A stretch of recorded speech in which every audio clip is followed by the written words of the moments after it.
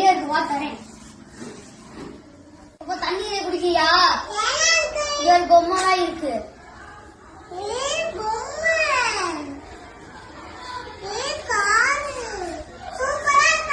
இந்த உனக்கு சாக்லேட் நல்லா இருக்கா? சரி, அங்கிள் மொழியில இருந்து உட்காந்துக்கிறியா?